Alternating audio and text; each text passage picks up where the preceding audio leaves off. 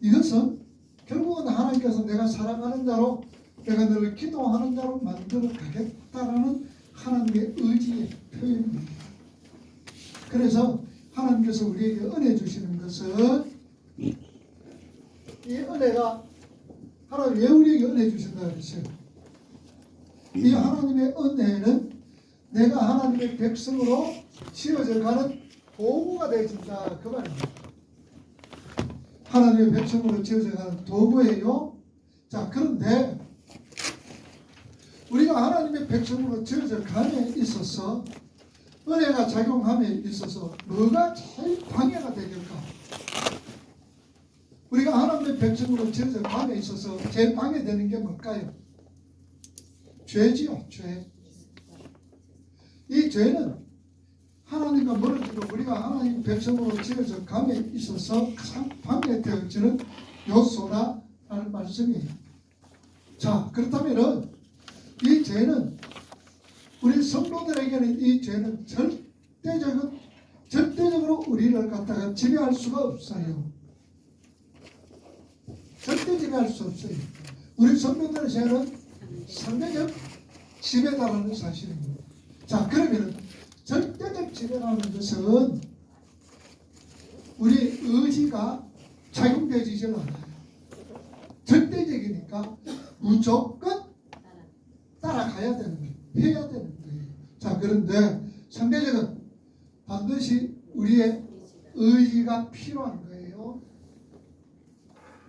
그래서 성경은 너희들이 죄와 싸울 때에 어떻게 싸워라? 피 흘리기까지 싸워라. 그래서 우리 의지를 발동할 때에 비로소 하나님의 은혜가 길어서게 되고 하나님의 은혜가 우리의 삶 속에 작용하게 되어진다. 그것은 우리가 지난 시간에 우리가 공부를 한 거예요. 자, 그래서 우리는 5페이지 제일 마지막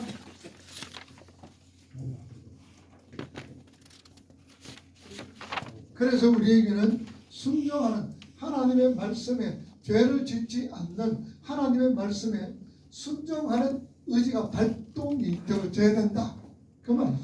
그래서 이렇게 만약에 우리가 하나님의 말씀에, 하나님의 의지에, 하나님의 은혜에 내 삶을 작용을 하면 우리는 하나님 말씀을 배우게 되고 가까이 하게 되고 또 하나님과 가까이 하게 되어집니다.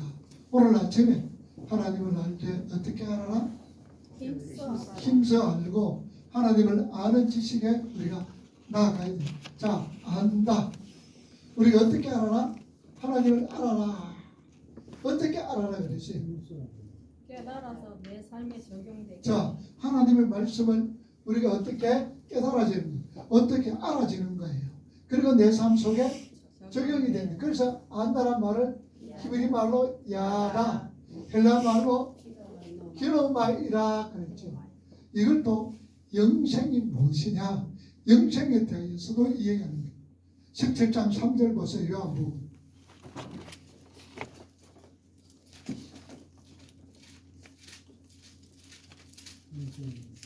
요한복음 17장 3절 시작.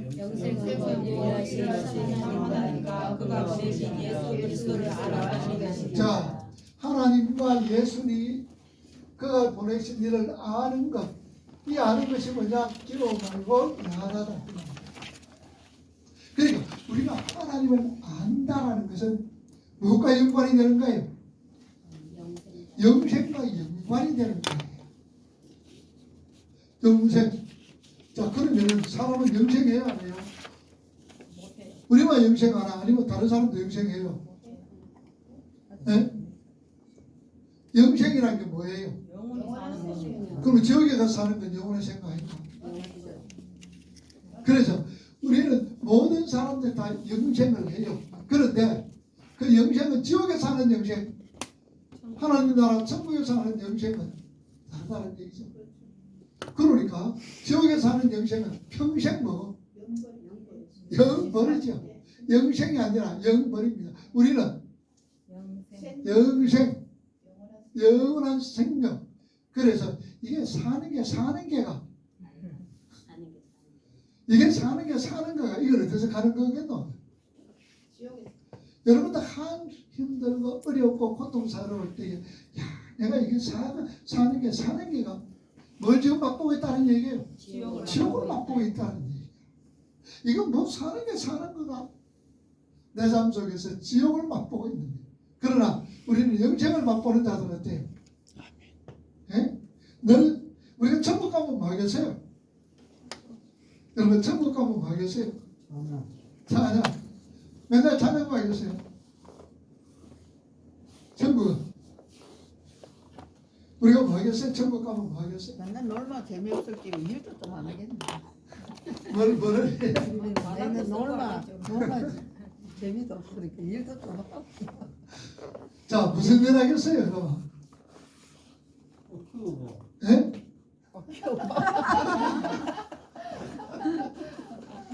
자 우리가 천국에서의 일이란 뭘까요? 우리가 시공간을 초월하죠, 그죠? 시공간을 초월하고, 우리가 아무리 있어도, 아무리 같이 있고, 같이 있어도 지겹지 않는 게 있어요. 지겹지 않는 게 있죠. 누가 같이 있을 때? 사랑하는 사람과 함께 있으면 지겹지는 않아요.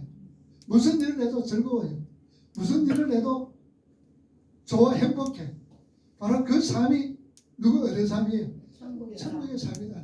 그러니까 천국은 하나님이 나와 함께하고 예수님이 나와 함께하고 성령 하나님이 나와 함께 하시는데 그리고 우리가 지상에서 봤던 우리 사랑하는 사람들과 늘 함께 있는데 그때는 우리 마음이 어때요? 지금의 우리의 마음과 천국에 있는 마음이 같을까 다를까요? 같을까 다를까? 달라요. 왜냐? 지금은 좋아하더라도 또 내 몸에 의해서 싸움도 하고 그냥 언성도 높이고 둘이 아무리 좋으면 뭐하는 그냥 싸움 정리마 그래도 그냥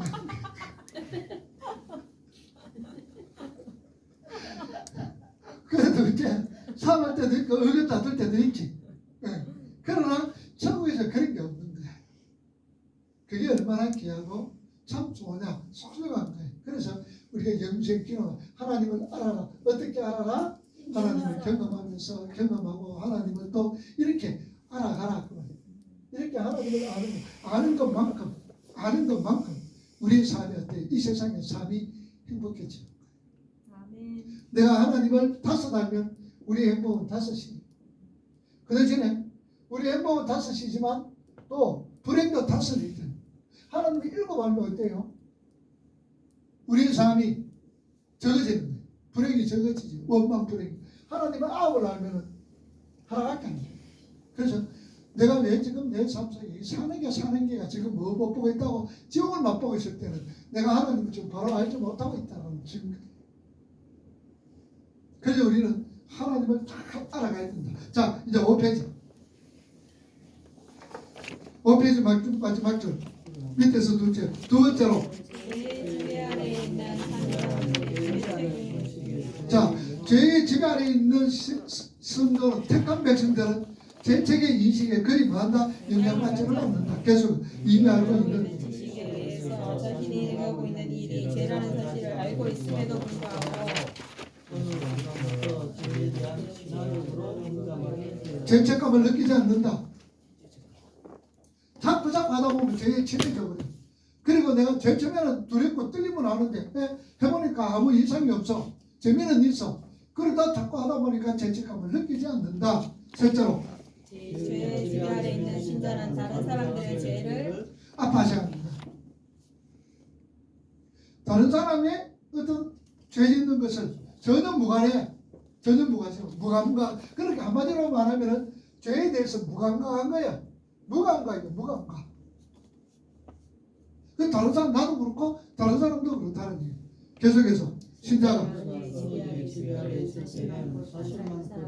아니라 다른 사람들을 향해서도 같은 기대를 갖게 갖는다. 됩니다. 왜냐하면 죄의 지배 아래 있는 사람의 유일한 전제의 목적은 자신만이 아니라 온 세상이 창조의 전적 아래로 돌아가서 하나님의 영광을 추구하니 받아서 전에 있는 삶을 살게 되기를 기대하고 소망하기 때문입니다. 그래서 다른 사람들이 죄를 짓는 것을 보거나 들을 때 마음이 아픕니다. 마음이 아프다. 10편 119편 136절 봅시다.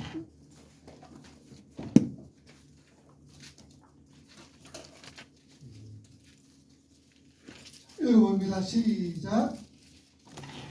10편 시작. 아직 못 찾았어요. 119편 136절. 그들이 주의 법을 지키지 아니하므로 내 눈물이 시냇물같이 흐르나이다. 자, 그들이 주의 법도를 하나님의 말씀을 지키지 아니함으로 내 눈물이 뭐 같더라? 시냇물같이 흐르나이다. 시냇물처럼 흐른다라고 얘기를 합니다.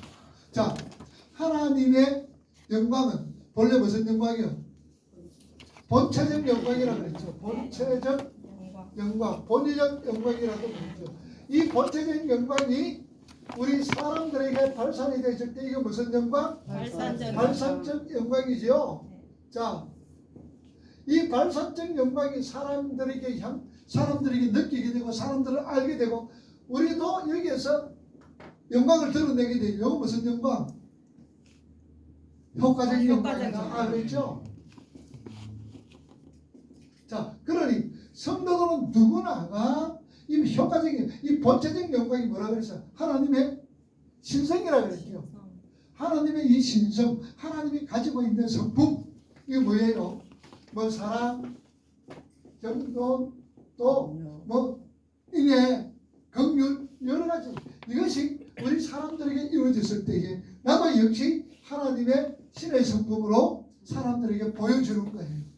이 효과적인 영광. 그래서 이 우리가 신앙생활을 하면서 이 효과적인 영광이 발산이 되어져야 되는데 이걸 못할 때에 가슴이 아픈 거예요. 또 다른 사람도 그렇게 하지 못할 때 마음이 아프다는 얘기예요. 자, 계속해서 네 번째로 자신을 향한 하나님의 위대감이나 아픔을 인식하는 마음에 신령한 지각들이 사라진다.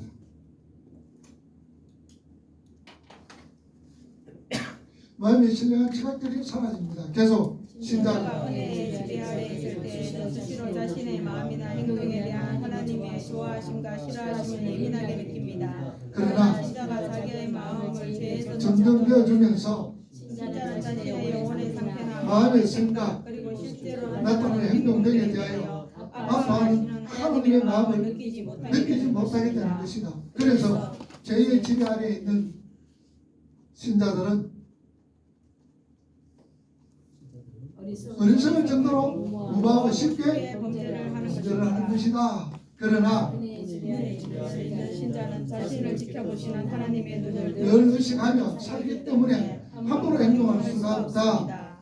은혜의 지배 아래서 민감하게 작용하는 시편 기자의 고백이 시편 77편에 나오는데 6절과 9절 보세요. 시편 77편 6절과 9절.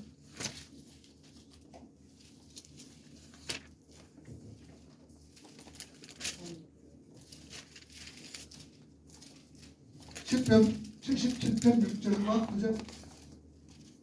자, 읽어봅니다. 시작. 내가 기억하며 내 심령으로 내가 내 마음으로 간구하기를 주께서 영원히 버리실까 다시는 은혜를 베풀지 아니하실까.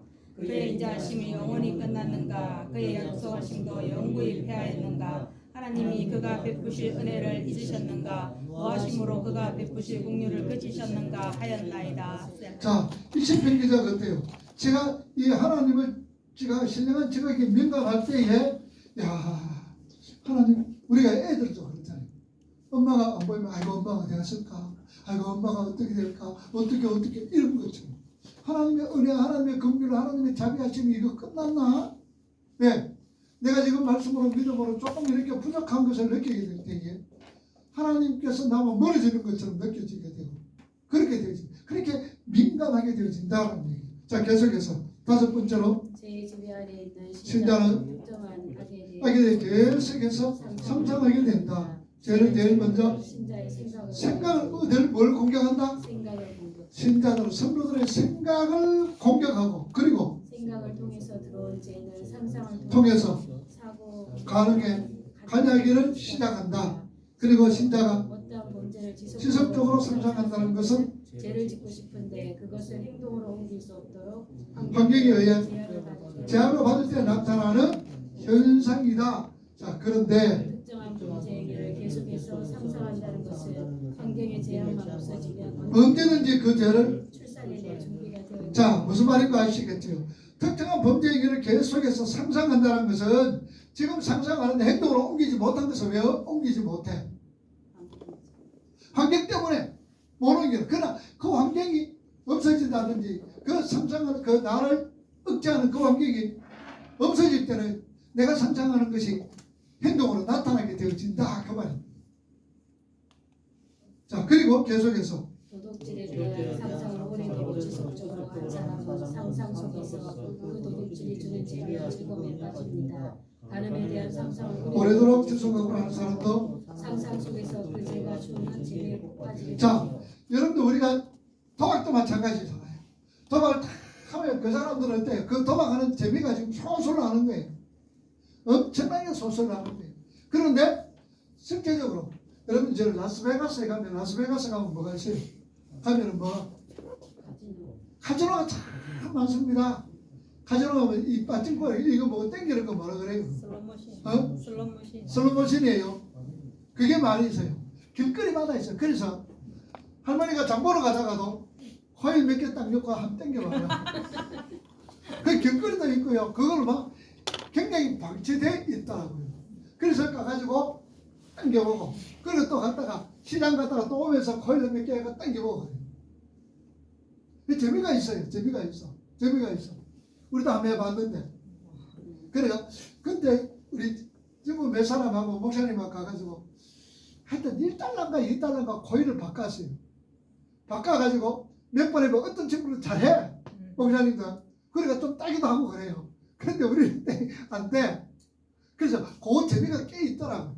그러니 우리가 지금 왜 도박 참 재밌다고 상상을 하고 또 도둑질도 이렇게 하면 참 재밌다고 상상 왜 못하느냐. 환경 때문에. 그 환경 누구냐.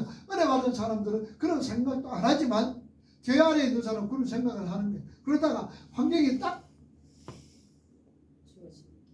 주어지게 되면은 바로 그렇게 실천으로 나오게 되어진다. 그 말이죠. 자, 계속해서 그러한 사람은 언제라도 환경만 열리면 그 재미를 저차 죄를 지을 수 있는 만반의 준비를 하고 있는 힘이 된다. 여섯 번째로 제 주변에 있는 사람은 제 죽음의 방편들을 소홀히 합니다. 자, 죄의 죽음의 방편들을 소홀한다. 계속해서 하나님께서 신자가 자신 안에 내재하는 죄를 죽이며 은혜 안에 살게 하는 수단을 주셨습니다. 수단이 그게 뭡니까? 말씀, 기도, 성례다 이 말이에요. 죄를 죽이는 방편이 뭐라고? 말씀, 기도, 성례라는 거예요. 성례.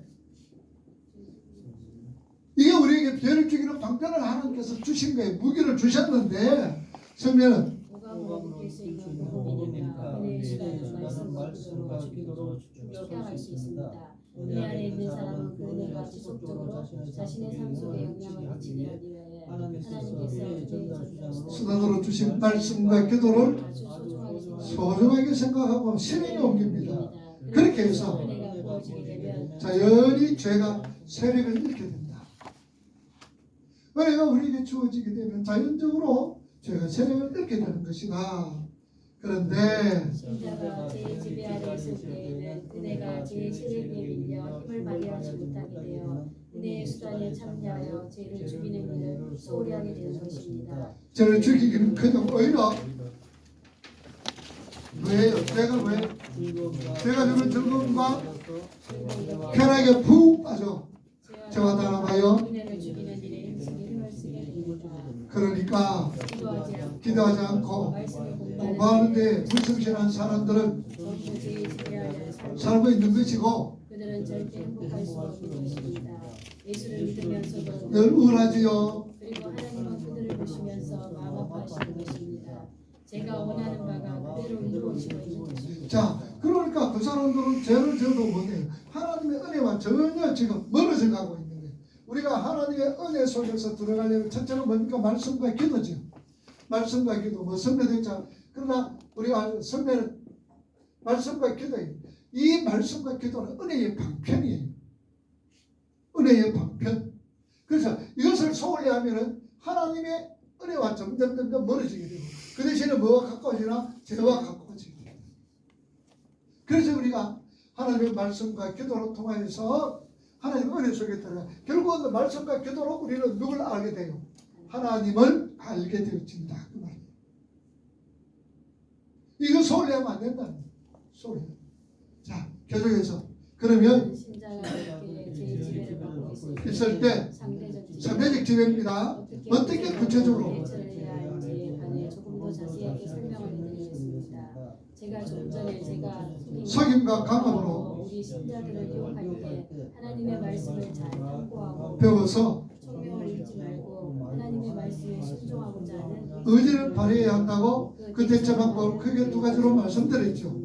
그건 조금 세분해서 이제 말씀드린 먼저 총명 부분입니다. 만일 여러분이 지금 제 지배 아래 있다는 것이 확인이 된다면 여러분은 오늘 배우신 제 지배의 교리를 생각해야 합니다. 우리가 죄의 지배를 벗어나기 위해서는 우리가부터 싸워야 하는 죄와 우리 자신에 대한 정리된 지식이 필수적이다. 지금 내가 경험하고 있는 죄의 지배와 죄의 지배한 공격에 대하여 성경이 뭐라고 설명하고 있는지를 알지 못하고 죄의 지배에 대항해서 싸운다는 것은 어느 도단입니다. 자, 성경이 뭐라고 설명하는지 모르면서 죄의 지배에 대항하여 싸운다는 것은 도저히 있을 수가 없다라는 얘기죠. 따라서 성경에 나타나 있는 죄의 교리에 대한 지식을 통해 정확한 진단을 받고 그 진단에 맞추어서 조치를 하는 것이 가장 빠른 죄에 대한 대처 방법인 것입니다. 성경은 분명히 말합니다. 우리가 신자라는 확인만 있다면 현재 신자가 아무리 심각한 죄의 공격을 받고 있다 할지라도 그것은 죄의 잠시적인 적이며 폭동적인 사건이지 절대 그 죄가 영구적으로 우리를 지배할 수 자 얼마나 감사해요. 그 죄가 영구적으로 우리를 지배할 수 있다 없다? 없다. 죄 폭동에 의해서지만 그 죄는 우리를 영구히 지배할 수가 없다. 왜? 내 속에 누가 계시니까? 성령 하나님이 계시기 때문입니다. 그렇다고 해서 우리가 마음대로 죄질하는 건 아니죠. 그러나 죄에 대한 어떤 자유로 여러분 보면 죄가 있는 곳에 뭐가 다하더라? 자 이게 무슨 말일까? 죄 짓는데 그럼 은혜가 풍성하다 그 말일까요? 뭘까? 죄가 있는 곳에 은혜가 다하다 은혜가 풍성하다 그게 무슨 말이에요? 죄를 회개하면 하나님 용서가 있으니까. 죄가 있으면은 죄가 있는 곳이 하나님의 용서가 있음으로 통한 은혜가 풍성해진다. 뭐 그런 의미도 되겠고 또 죄가 닿은 곳에 은혜가 풍성하다. 은혜가 더 풍성하다는 거. 죄가 있는 곳이란 이 말은 내가 내 존재를 깨달을 때 그 말입니다. 내 존재가 어떤 존재예요? 죄와 허물로 죽었던 존재지요. 흙이요 먼지요 뒷거래지요. 보잘것없지요. 이것을 깨달을 때에 하나님의 은혜가 우리에게 쏟아지게 되었습니다. 그러니 죄가 있는 곳에 은혜가 다하다란 이 말은 바꿔 말하면 여러분들 보세요. 우리 신앙생활을 뭐라 그랬어요? 신앙생활이 내가 폭로되는 거죠. 내가 폭로되는 게 뭐예요? 내가 어떤 자가 폭로가 돼요? 죄인인 것을, 쓸데없는 자인 것을, 아무것도 할 수 없는 무능한 자인 것을 폭로가 되는 거예요. 그러면 우리가 들어가는데 하나님께로 더욱더 가까이 하게 되어집니다. 그 말입니다. 그러니 신앙생활을 하면은 하나님의 은혜가 뭐다? 더해지고 임하여진다는 거예요. 이해가 되죠? 그래서 죄가 있는 곳에 하나님의 은혜가 있다는 거예요. 바로 그런 의미라. 자, 계속해서.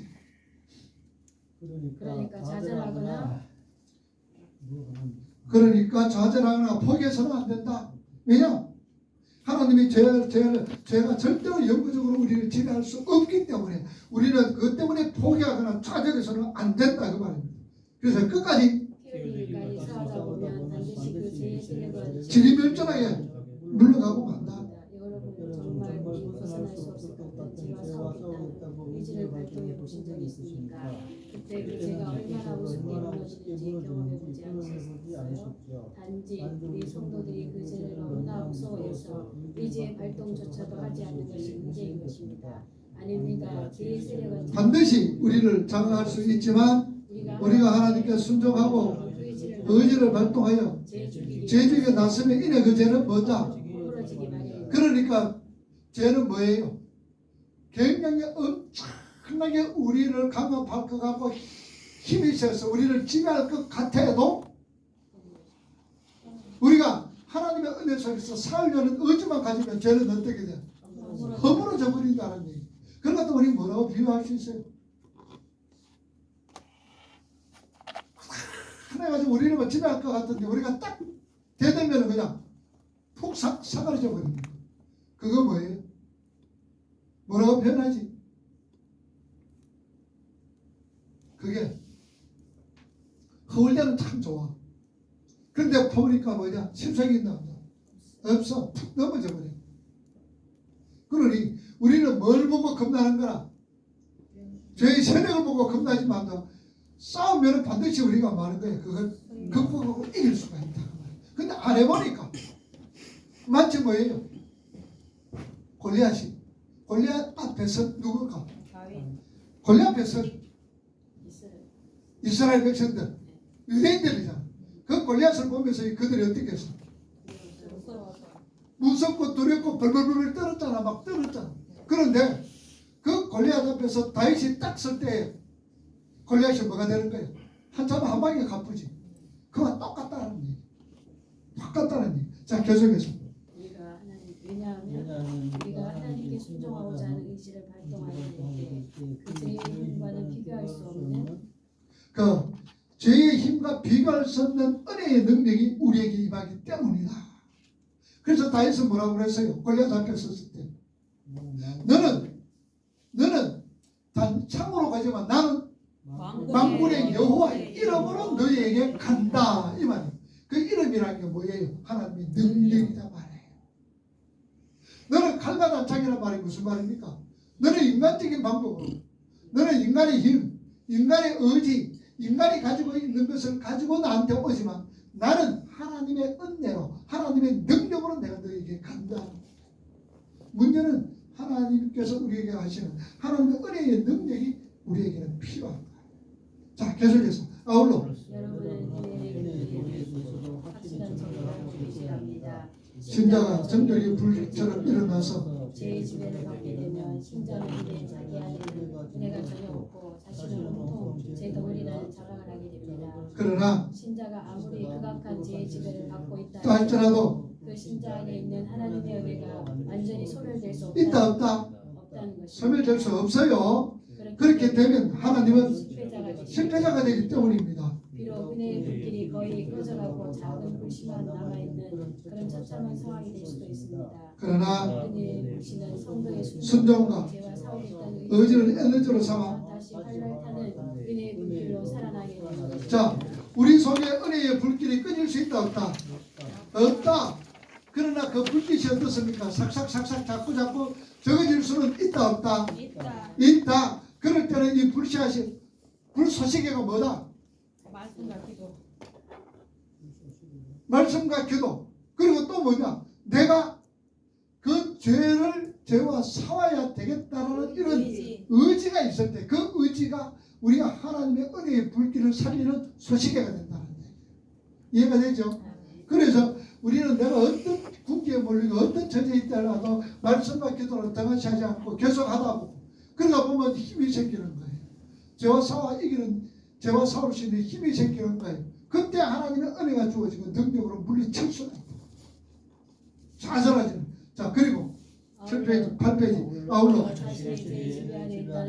확인이 되면 예수 그리스도를 깊이 생각해야 합니다. 자신의 죄가 너무 커서 이제는 없다는 희망도 없다고 생각된 적이 있습니까? 주님은 우리의 죄를 위해 죽으신 분이십니다. 그런데 우리가 여전히 그 죄의 지배 안에 있다면 우리는 주님의 죽으심을 모독하고 있는 것입니다. 예수 그리스도의 십자가는 우리를 죄의 지배에서 벗어나게 하실 수 있는 자, 예수 십자가는 우리를 어디에서? 죄의 지배에서 뭐 할 수 있다? 벗어나게 할 수 있는 능력. 십자가에서 죄의 지배에서 벗어날 수 있는 능력이 십자가 속에. 그래서 죄에서 자유를 얻으려면은 죄에서 자유를 얻게 보혈을요 주의 참 놀라운 능력이로다. 보혈 능력이 있도다 주의 피 믿어 주의 보혈 그물인 양의 메르기 주의 피로 능력이 나타나는 거예요. 시편 42편 5절 보세요. 시편 42편 5절.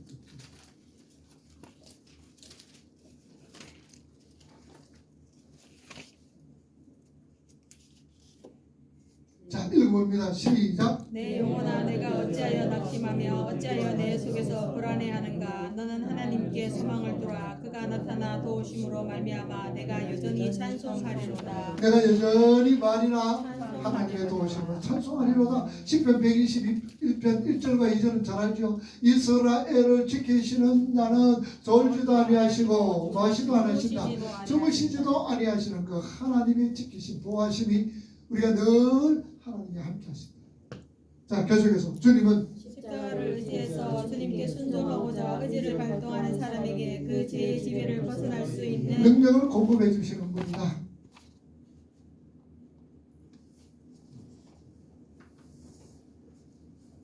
그리고 마지막으로 자신이 죄의 지배 아래 놓여 있다는 것이 확인이 되면 진심으로 하여금 그렇게 죄 가운데 살도록 또 돕는 없는 삶의 환경을 정비하고 정돈해야 된다.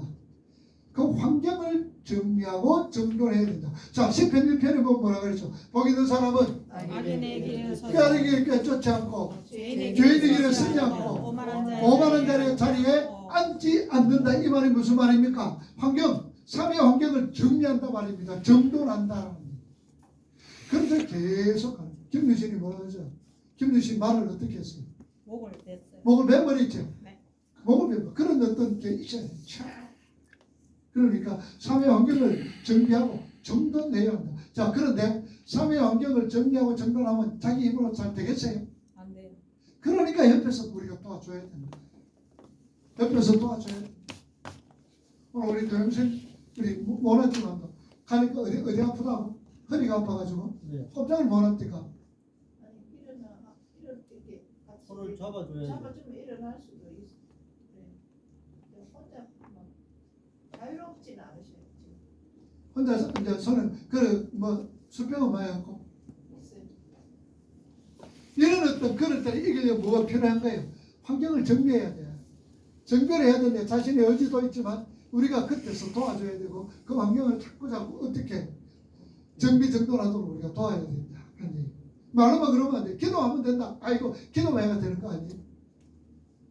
계속해서 소극적인 의미에서 삶을 정돈한다는 것은 자신으로 하여금 죄에 가까이 다가가게 하는 환경으로부터 스스로를 격리시키고 격리하는 것이고 적극적으로는 죄를 이길 힘을 얻게 하는 은혜의 방편과 그를 실천하는 환경에 자신을 가까이 두는 것입니다. 예를 들어 간이 심하게 나빠졌다고 가정해 보면 그 사람은 여기에 대처하기에 제일 먼저 그렇게 된 원인에 대해 생각해야 합니다. 간에 해로운 것들과 간에 이로운 음식이나 생활 습관 등을 알아봐야 합니다. 그리고 해로운 것이라면 자기가 좋아하는 것이라 할지라도 피해야 합니다. 술, 담배, 몇번짜리 음식 등은 피하고 신선한 야채나 기타 간에 좋은 음식은 가까이 해야 합니다. 그리고 나쁜 생활 습관을 바꿔야 합니다. 자, 무슨 말인가 아시겠죠? 자, 예를 들어서 이길 힘은 은혜의 방편과 그들을 제점이나 소극적인 방법이 뭐입니까? 가까이 하지 않는다. 환경으로부터 내가 격리한다. 아까 얘기했죠. 죄인의 길에 서지 않고 오만한 자리에 앉지 않는 거 가까이 하지 않는다. 그리고 두 번째로는 더 적극적으로는 어떻게 하고 복 있는 사람은 악인의 길을 쫓아 죄인의 길에 서지 않고 오직 여호와의 말씀을 즐거워하고 그 말씀을 죄로 묵상하는 그러니까 요거는 앞에 있는 것은 소극적이고 뒤에 있는 것은 적극적이라 그 말. 그래서 소극적으로는 멀리하는 거, 적극적으로는 하나님께로 가까이 하면서 말씀과 기도로 하나님께 가까이 하는 게 그게 적극적인 삶이다라는 얘기예요. 자, 계속해서 신자의 거룩한 삶과 성화에 있어서 아무 노력도 하지 않고 얻을 수 있는 소중한 것은 거의 없다. 소극적으로 죄를 짓게 하는 소극적으로 죄를 짓게 하는 나쁜 환경에서 나쁜 환경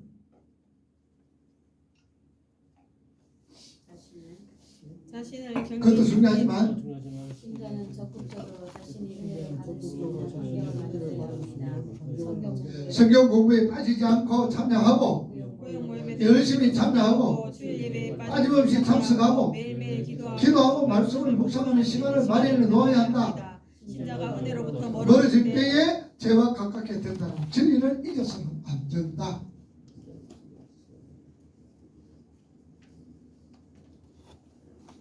자, 우리가 할 수 있는 게 어느 게 더 편해요? 죄의 자리에서 멀어지는 게 더 편할까? 아니면은 말씀과 기도 일하는 게 더 편할까? 우리 성도들은 말씀과 기도. 죄 있는 사람들하고 멀어지는 게 더 편할까? 아니면 말씀과 기도로 하는 것이 더 쉬울까? 어떤 게 쉬워? 여러분들은 어떤 게 쉬워요? 그 자리에서 떠나는 게 쉽나? 아니면 말씀과 기도로 시간을 가지는 게 더 쉽나? 우리 성도들은, 우리 자신들 떠나는 게 쉬워. 또 다른 분들은, 우리 성도들은 오히려 말씀과 기도가 더 가까워요. 더 쉬워요. 맞아요. 말씀과 기도를 가까이 하는 게 더 쉽다. 말씀과 기도는 이제 꾸준히 계속 해야 되는 거고요. 그 자리를 떠나는 거는 그냥 한 번만 훅 떠나보면 끝이잖아요. 끝인데 말씀과 기도는 계속 해야 되잖아요. 말씀과 기도는 그리고 또 우리가 늘 가까이 해야 되잖아. 그지? 그리고 말씀과 기도를 가까이 함으로 통하여서 죄가 멀어진다고 말이야. 그죠? 그래서 여러분들 어려운 방법 택하지 말고 쉬운 방법 택해. 내가 늘 가지고 있는 게 성경이잖아. 우리가 듣는 게 말씀이잖아. 내가 엎드려서 무릎 꿇고 있으면 기도하게 되잖아. 쉬운 방법 택하란 말이야. 그게 어려운 방법이 아니다. 자, 계속해서. 그러나 신자가 이런 방법을 동원해서 목표를 가지고 싸우게 되면 실패하게 된다. 첫째로 세운다는 것은 흠하거나 미워해서 죄주기를 하는 것이 아니라 자신이 당하게 될 불명이나 수치에 대한 두려움이 동기가 되어 죄와 싸우는 것이다. 그래서 죄와 싸우는 참된 동기는 뭐가 되어야 되나? 복음이어야 한다. 참된 동기는 복음. 그 복음이 뭐냐? 그리스도께서 고난을 통해 주신 속죄로 하나님과 평화를 누리며 살도록 부름받았는데 제가 그것을 깨뜨리고 구원의 소명을 따라 살지 못하게 한 것입니다. 그러므로 우리가 죄를 미워하고 죽이며 하는 것은 하나님의 창조의 구원의 계획에 부합되는 하나님께 영광을 돌리고 자신도 그 안에서 참된 평화를 찾기 위해서다. 그러니까 참된 동기는 복음이다. 그죠? 자, 10편 78편입니다.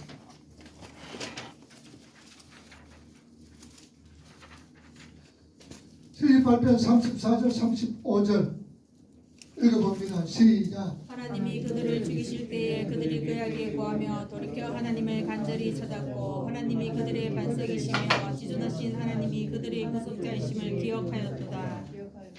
자, 그러니까 이렇게 하나님과는 아무 상관없이 자기의 괴로움을 덜기 위해 죄를 멀리하는 사람이 있다는 것이야. 내 괴로움을 덜기 위해서 죄를 멀리하는 것이 있다. 그건 성경이 말하는 죄 죽이와 아무런 상관이 있다 없다? 없다. 그런 사람은 절대 죄 죽이기를 성공할 수가 없다는 얘기. 그리고 두 번째로 잘못된 목표를 9페이지. 가지고 죄와 싸우는 경우를 살펴보겠습니다. 자, 잘못된 목표를 가지고 죄와 싸우는 경우를 살펴보자. 시작. 많은 사람들이 사람이 하나님을 알고 그 하나님을 사랑하는 마음으로 하나님과의 관계 회복이 목적이 아니라 자신의 마음의 평안을 위해 죄와 싸우는 것을 볼 수 있습니다. 십자가 죄를 지으면 그 죄는 즐거움도 주지만 괴로움도 줍니다. 자, 우리가 보세요. 하나님을 사랑하는 마음에서 하나님과 관계 회복이 목적이 아니라 내 자신의 죄짓지 않음으로 통하여서 마음의 평안함을 위해서 죄에 싸운다는 것, 그게 지금 잘못된 목표다라는 얘기예요. 내 자신의 평안함이 아니라는 얘기죠. 하나님과의 관계 회복을 목적을 둬야 되지, 내 자신의 평안함을 가지고 죄와 싸운다는 것은 그거는 뭡니까? 잘못된 목표다. 자, 시편 31편 10절 보세요.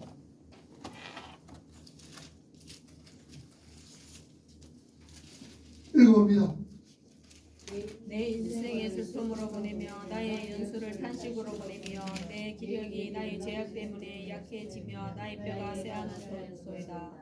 자, 이렇게 죄는 신자의 마음을 고통스럽게 하기 때문에 인간의 영혼은 하나님의 은혜에 대해서만 실증되는 것이 아니라 권태함도 느낍니다. 그래서 범죄한 사람들에게 평강이 있을 수 있다 없다. 죄를 짓는 그 순간에는 말하지 않을 정도로 순간적 즐거움이 있지만 제 즐거움보다 몇 배 더 큰 심리적인 외로움과 생각의 혼란이 밀려온다. 그때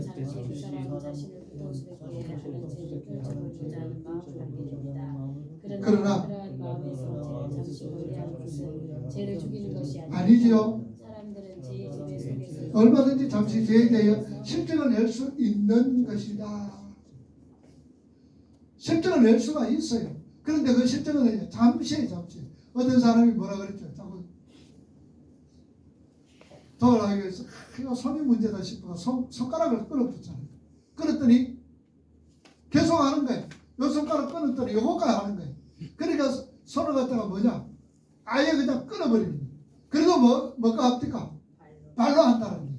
그 재미를 갖다가 제일 처음에는 아이고 이래가면 안 되는데 그러지만 그게 그 재미 착한 즐거움을 잊을 수가 없이 가는 거예요. 과감하게 결단력 있게 해야 되는데 그거 모르면 그 사람은 거기서 벗어날 수가 없어요. 그래서 여러분들이 즐거움을 위해서 내 즐거움을 위해서 쾌락을 위해서 한다면 그거 과감하게 끊어버려야 돼요. 그래서 주님은 어떤 과감을 나타내 어지러고 발동하라 그랬죠. 저에 대해서 너의 한 눈이 뭐하거든? 죄를 뭐하고 한 눈 뭐해라? 빼버려라. 한 손이 범죄하거든? 찍어내버려라. 한 발이 범죄하거든? 찍어버려라 그래. 그만큼 어지러움이 발동되죠. 그거 안 하면은 안 된다는 거예요. 그것을 우리에게 얘기해요. 그래서 아이고 어머니는 내 잘못했는데 내가 이렇게 해서 잘못했는데 그 다시는 그러지 마라. 그럼 다시 안 그럽니까? 또 하면 또 그러는 거야. 결단력이 어떤 부분 우리에게 있어야 돼. 자 계속해서 그렇게 자기 마음의 평안만을 위해 죄를 없이 멀리하는 사람들은 목적이 죄를 죽여서 하나님 앞에 순전하고 아름다운 사람이 되는 것이 아니기 때문에 자기 마음의 평화를 위해서는 언제든지 죄 속에서 다시 들어갈 수 있는 사람이다.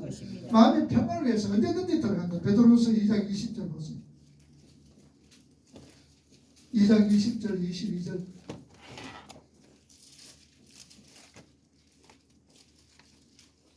읽어봅니다. 만일 그들이 위조 대신 구주 예수 그리스도를 알기로 세상의 더러움을 피하느니 다시 그 중에서 매일 고치면 그 나중 형편이 처음보다 더 심하리니 우리의 도를 아느니 받은 거룩한 명령을 저버리는 것보다 알고 못하는 것이 도리어 그들에게 나으니라. 참된 속담에 이르기를 내가 내가 그 토에 토에서 들어가고 돼지가 씻었다가 더러운 구덩이에 도로 누웠다 하는 말이 그들에게 응하도다. 자, 이 말이 무슨 말인가 아시겠죠? 오히려 모르는 게 나은데 조금 맛보고 나서 보면 그것이 더 그리워져 가지고 안 하겠다 하면 더 깊게 빠져들어간단 말입니다. 자 읽어봅시다. 걔가 근토했던 것이 돌아갔다는 것은 더럽고 역겨운 것이라 토한 토한 것이 아니라 그냥 모르고 토했다는 것입니다. 그러니까 그 더러운 것을 다시 먹지요. 돼지가 씻었다가 더러운 구덩이에 도로 누웠다는 것도 마찬가지입니다. 돼지는 몸을 깨끗이 씻는 것이 옳기 때문에 씻는 것이 아니라 몸을 씻는 것이 어떤 의미를 갖고 있는지도 모르고 그저 씻는 것이다. 그러니까 다시 더러운 곳에 누울 수 있는 것입니다. 이렇게 왜 죄를 죽여야 하는지에 대한 정확한 동기와 목표를 갖고 있지 않는 사람들은 언제든지 그 죄 속으로 다시 들어갈 수 있는 여지가 갖고 있는 사람들인 것입니다. 이렇게 신자와 죄와 싸우는 것은 올바른 동기와 목적을 가지고 성경을 탐구하고 공부해서 그 성경을 근거로 피 흘리기까지 싸워야 하는 것이다. 이제 마지막으로 그렇다면 하나님은 왜 신자의 삶 속에 죄를 허락하신가? 에 대해서 살펴보고 마치도록 하겠습니다. 하나님께서 우리 성도들을 구원하실 때 죄까지도 싹 없애주시면 얼마나 좋겠어요. 그런데 왜 하나님은 신자 안에 죄와 어연과 불패성을 잔존하게 놔두는가? 그 이유는 한마디로 죄라는 것이 얼마나 지배하고 더럽고 무슨 것인가를 깨닫게 하시고 그러한 죄로부터 10페이지 구원해 주신 하나님의 크신가 깊이 정죄해 주시기 위해 자, 이게 무슨 말인고? 한번 보세요. 하나님께서 왜 죄를 갖다 우리에게 허용하신다 그랬어요? 죄의 무섭고 더럽고 집요한 것은 그 깨닫도록 하고, 그러고 나서는 하나님의 은혜, 하나님의 그 크신 그분의 은혜를 깊이 체험하도록 하기 위해서 죄를 단정케 한다, 그 말이에요. 자, 이 말은 마치 말하면은 우리가 오늘 아침에 광야 생활이에요. 여러분, 이 광야 생활이 어떤 삶이에요? 하나님 없이는 살 수 없는 삶. 하나님 없이는 살 수 없는 삶을 깨닫는 게 무슨 생활이에요? 광야 생활이라는 얘기예요. 광야 생활 실제적으로 힘들고 어렵고 얼마나 고통스럽고 불편해요. 불편하잖아요. 불편하지요. 어렵지요. 고통스럽지요. 때로는 내 원대로 되지 않는 경우들이 있잖아요. 그러니까 이 광야 생활을 한마디로 말하면은 우리에게 뭐하는 게 참 고통스럽고 불편한 삶이에요. 그런데 왜 하나님께서 이 광야 생활을 허락했어요? 출애굽 백성들을 홍해 건너가지고 바로 뭡니까? 가나안으로 엿보면 되는데 왜 광야 생활을 왜 했느냐는, 왜 광야 생활을 허락하셨어요? 하나님 왜 뺑뺑 돌리셨어요? 이 삶 속에서 뭘 깨달아라? 하나님의 은혜 없이는, 하나님의 보호하심 없이면 너희들은 한 발짝도 옮길 수 있다 없다? 없다라는 것을 깨닫고 배우도록 하기 위해서 광야 생활을 허락하신 거예요. 자, 그런 의미 속에서 하나님께서 우리에게 죄를 허락하는 거 왜 허락을 했어요? 첫째로는 죄로 놈의 정체를 알아라는 얘기예요. 더럽고 무섭고 추잡한 게 죄다.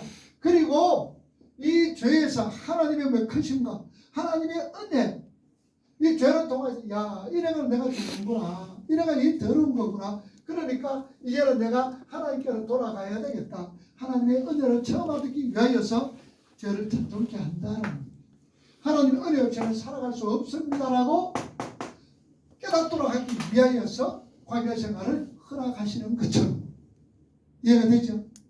죄가 어떻다는 걸 알고 하나님의 은혜가 어떻다는 걸 알고 하나님께로 더 가까이 하도록 하기 위해서 죄를 단정케 한다.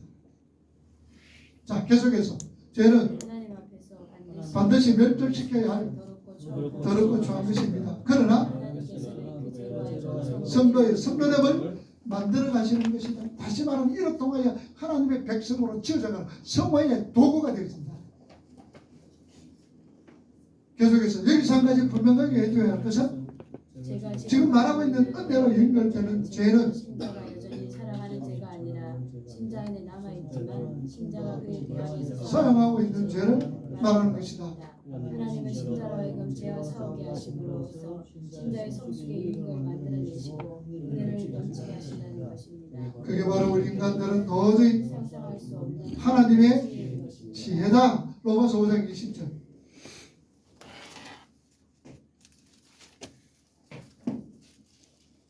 오장 20절.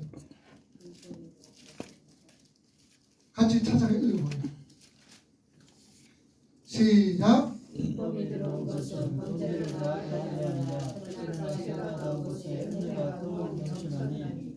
율법이 뭐한 것에? 더한 것이라는 이 말은 옛날 우리가 개혁성경에는 가입하다라고 되어 있습니다. 여기 더한 것이라는 이 말은 판례의 생태는 추가로 들어왔다.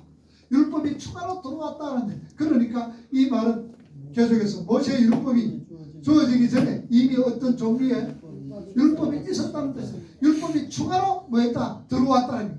그건 아시다시피 무엇이냐? 본성의 율법. 본성의 율법이 뭐예요? 그게 우리의 양심이라는 얘기예요. 양심. 로마서 2장 보세요. 14절과 15절.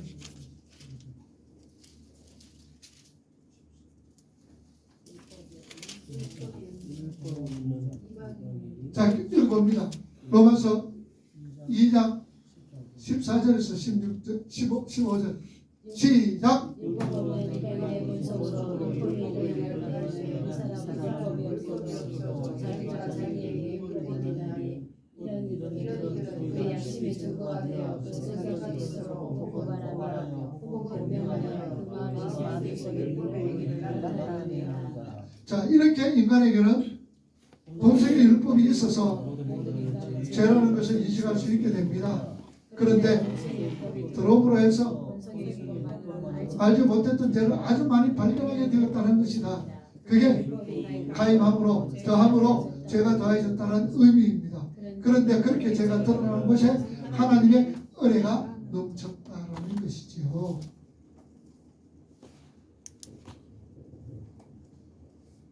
계속해서 그 말은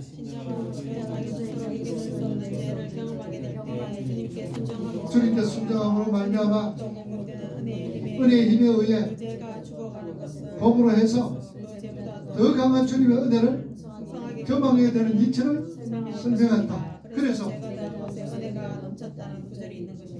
그 말을 좀 더 이야기 쉽게 번역을 하면 죄와의 싸움이 많은 곳에 은혜의 능력이 더욱더 풍성하게 경험된다고 할 수가 있다. 자, 그렇게 될 때 우리 신자들은 자기 자신을 신뢰하던 교만의 자리에서 내려와 자기 자신의 가능성을 포기하고 하나님의 은혜만을 구하게 되는 것이다. 나를 원하실 분은 오직 하나님밖에 없으며 우리는 그분의 은혜만을 간구해야 하는 나약한 피조물임을 알게 된다. 계속해서 죄가 뭡니까? 타락한 인간들이 하나님의 자리에 앉아 우주의 중심이 자기 자신을 올려놓고 자기 자신만을 위해 사는 모든 행위가 죄입니다. 자, 하나님께서요 카운트하는 죄가 성경에 보면 하나님께서 정말 큰 죄다 큰 죄다 큰 죄다 그러는데 하나님이 보실 때 가장 큰 죄가 뭘까? 우리는 도덕적으로 율법적으로 어떤 법적을 대조해서 사람을 죽이고 살인자들은 큰 죄라고 얘기하지만 하나님께서 그런 죄는 카운트 안 해. 그러면 하나님께서 가장 죄를 죄로 여기는 게 뭐냐? 내가 하나님이 되 그거예요. 그거. 아담의 죄의 본질이 바로 그게입니다.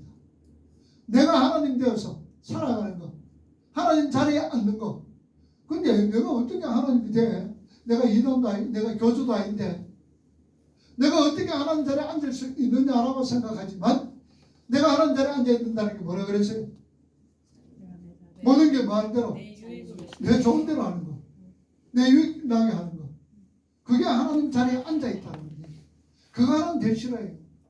그래서 좀 묻고 하나님 마음 되겠습니까? 묻고 이런 거 좋아합니다. 자, 계속해서 그런데 거듭난 신자라고 하는 사람들이 여전히 자기 자신만을 위해 사는 그러한 죄를 경험함으로써 해서 우리는 자신은 얼마나 신뢰할 수 없으며 나약한 존재인지 깨달아 알게 되는 것입니다. 그렇게 신자는 자기 자신 속에 남아있는 죄와의 싸움을 통해 자신에 대한 신뢰를 깨고 하나님을 신뢰하는 자로 만들어져 가는 것이다. 그리고 신자는 죄와 싸움을 통해 하나님의 자비, 은혜, 오래 참음도 아울러 경험하게 된다. 하나님은 여전히 더러운 죄 속에서 뒹굴고 있는 그분의 자녀를 오래오래 기다려 주십니다. 나중에 그 신자와 죄를 죽이고 은혜의 지배 속에 있을 때 죄 속에 있던 자신의 삶을 되돌아보면서 자기의 죄를 그토록 오래 참아주신 하나님의 은혜와 자비를 깨닫게 됩니다. 그러므로 해서 신자는 하나님을 아는 지식에 한 발 더 깊이 들어가게 되는 것입니다. 자, 그러니까 우리가 이래 돌아보면 그때 하나님께서 왜 나를 징벌하시지 않았나? 이때 하나님이 나를 징벌해서 나는 막 코피 터지고 죽을 텐데 하나님께서 이때 참 징벌 안 해주시는 것, 오래 참으시는 것 참 감사하다 알게 수 있도록 깨닫도록 하시는 거다. 그 말입니다. 자, 그래서 오늘은 한마디로 말하면 우리 속에 있는 죄, 행하고 있는 죄를 우리가 어떻게 해야 된다? 소극적인 방법이 뭐예요? 죄의 자리를 떠나는 것. 떠나는 것, 죄의 자리에서 떠나는 것이요. 소극적인 방법. 그러나 적극적인 방법은 주님께 가까이 가서 말씀을 주양 말씀과 기도로 우리 자신들을 세워가는 것. 그게 적극적인 방법이다. 그 말입니다. 소극적인 방법도 죄 떠나는 것도 괜찮아요. 그렇게 하셔야 됩니다. 그래서 떠나서는 것으로 끝나는 게 아니고 떠나서 뭐 하는 거예요? 적극적인 방법이 동원되어져야 됩니다. 왜냐? 우리는 이것을 가지고 있으면요. 이것이 나에게 결국은 조금의 즐거움을 위해서, 조금의 쾌락을 위해서 나중에는 엄청난 고통을 우리에게 주는 거예요. 물론 그 고통도 하나님 만드는, 자녀 만드는 프로젝트이기 때문에 우리가 감수를 하게 되는 거예요. 그러나 이야기면 제가 늘 얘기해요. 맞고 할래 안 맞고 할래 그 말이에요. 맞고 할래 안 맞고 할래. 우리가 뭐가 좋아요? 안 맞는 게 좋지요. 맞아도 조금만 맞는 게 좋잖아요. 그죠? 그 말씀입니다. 그래서 안 맞도록 하기 위해서는 뭐 하느냐? 말 잘 들어라 그 말이에요. 부모님은 설령 우리에게 부모님 시키는 대로 해가지고도 조금 실수할 수가 있어요. 그러나 하나님께 우리가 순종해서 절대로 실수하는 게 없는 거예요. 그래서 하나님은 우리가 말씀에 완전히 순종해라, 순종하는 대로 가도록 하기 위한 어떤 방편이 또 우리 속에 죄를 남겨두는 것이 될 수가 있다. 그래서 우리가 적극적인 다른 거 생각하지 마시고 적극적이고 소극적인 방법이 무엇인가를 알고 어떤 목적은 내 자신의 어떤 평안함을 위해서가 아니라 목적이 뭐라고 해요? 죄를 없이는 목적이 뭐냐? 하나님께 영광이라는 거예요. 그걸 우리가 잘 생각을 하면서 결국은 오늘 우리에게 은혜와 진리 그 죄 속에서 우리는 적극적인 방법으로 더 열심으로 기도하고 더 열심으로 말씀 상고할 수 있는 오늘 저와 여러분이 될 수 있기를 주님의 이름으로 축복을 합니다.